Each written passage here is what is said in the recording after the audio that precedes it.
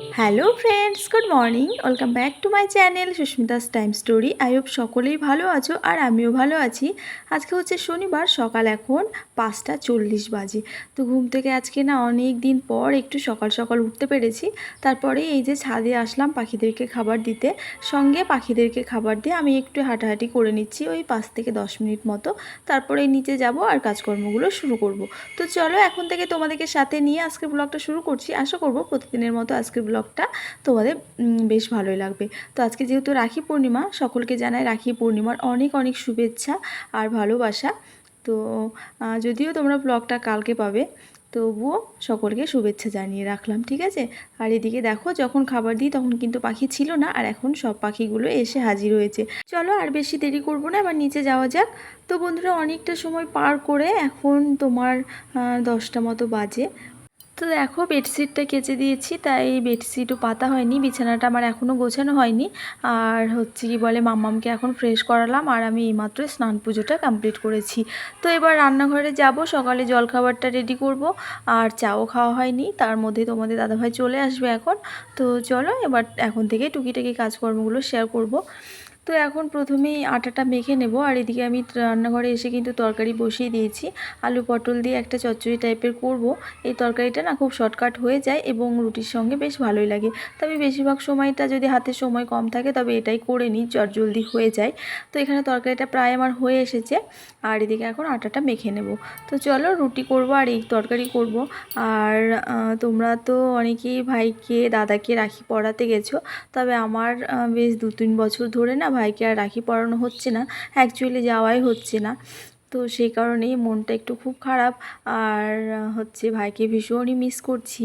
আগে যখন ছোট ছিলাম তখন কিন্তু রাখি পরানো নিয়ে কি ঝামেলা মারপিট, মানে আমরা তো 3 বোন, আমি আগে পরাবো, বোন আগে পরাবে, মানে এইরকম আর কি। ভীষণ মজা হতো, আনন্দ করতাম, সঙ্গে মারামারি তো ভাই বোন বুঝতেই পারছো, মারপিটের মধ্য দিয়েই কিন্তু ভাই বোনের ভালোবাসাটা প্রকাশ পায়। তো সেরকমই, তবে সেই দিনগুলোকে ভীষণভাবে মিস করি এখন। চাইলেও আর আগের দিনগুলো মানে ফিরে পাবো না কোনো দিন।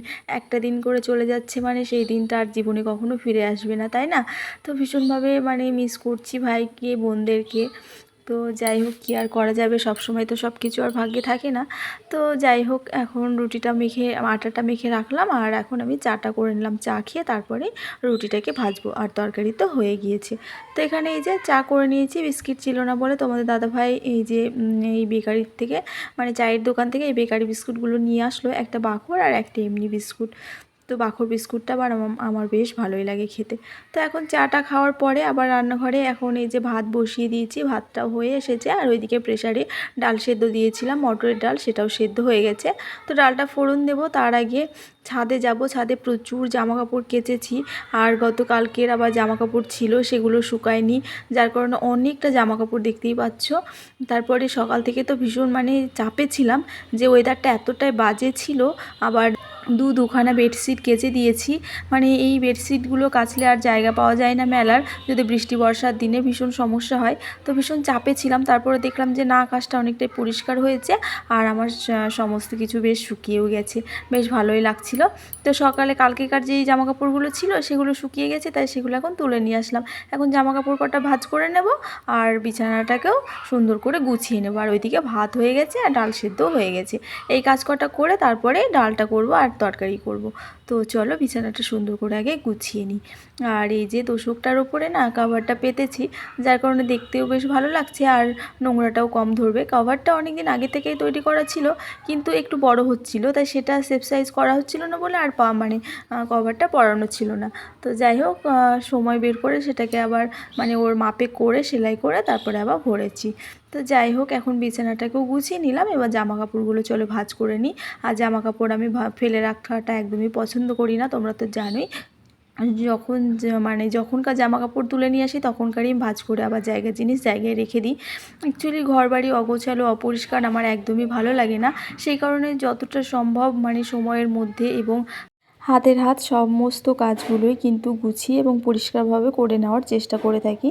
আর যারা আমার মতো বলতে যারা আমরা ঘরবাড়ি গুছিয়ে রাখতে ভালোবাসি, পরিষ্কার পরিচ্ছন্ন রাখতে ভালোবাসি, তারাই একমাত্র এই ব্যাপারটা বুঝবো যে ঘরবাড়ি যদি একটু মানে অগোছালো থাকে, কোনো জায়গা যদি একটু অপরিষ্কার থাকে, তাহলে কী যে একটা মনের ভেতর অশান্তি হয়, সেটা একমাত্র যারা মানে আমরা ঘরবাড়ি গুছিয়ে রাখতে ভালোবাসি, পরিষ্কার পরিচ্ছন্ন থাকতে ভালোবাসি, তারাই একমাত্র এই ব্যাপারটা বুঝতে পারি, তাই না বলো? তো যাই হোক, আমার তো ভীষণ অশান্তি লাগে কতক্ষণে কোন কাজটা মানে করব আর কিভাবে পরিষ্কার পরিচ্ছন্ন রাখবো, সবসময় আমার মাথায় এটাই ঘুরতে থাকে। তো তারপরে এখন দেখো বিছানাটা সুন্দরভাবে গুছিয়ে নিয়েছি। আর আজকে যেহেতু রাখি পূর্ণিমা, আমি যেতে পারিনি, তাই তোমাদের দাদাভাই আবার এখন এই যে দই মিষ্টি নিয়ে এসেছে, তাই সকালে জলখাবারে আজকে ছিল রুটি তরকারি আর দই মিষ্টি। আর তোমাদের দাদাভাইয়ের মামামের খাওয়া হয়ে গেছে, আর আমি এখন বসে পড়েছি খেতে। নেক্সট ডে সকালবেলা। Hello everyone, good morning. সকলে কেমন আছো? আশা করবো সকলে ভালোই আছো, আর আমিও ভালো আছি। আজকে হচ্ছে সানডে, সকলকে জানাই হ্যাপি সানডে। সকাল এখন বাজে 9:30। তো চলো, স্নান হয়ে গেছে, পুজো হয়ে গেছে, বাসি কাজ তো হয়েই গেছে।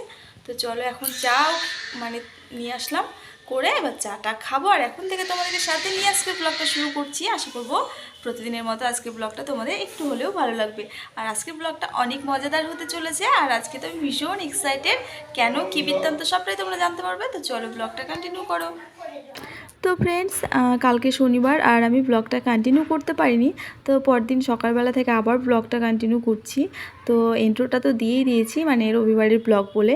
তো যাই হোক, এখন দেখো এই যে কমপ্লেন্ট করে নিয়েছি মিষ্টির জন্য, আর এখানে আমাদের দুজনের জন্য 2 কাপ চা করে নিয়েছি। তো চলো চাটা খেয়ে নেব। আর বন্ধুরা, এরপর থেকে মানে কালকে যে ব্লগটা পাবে, সেটা তো ভীষণ একটা দারুণ একটা ব্লগ তোমাদের জন্য অপেক্ষা করছে। তোমরা অবশ্যই মিস করো না, ব্লগটা দেখবে।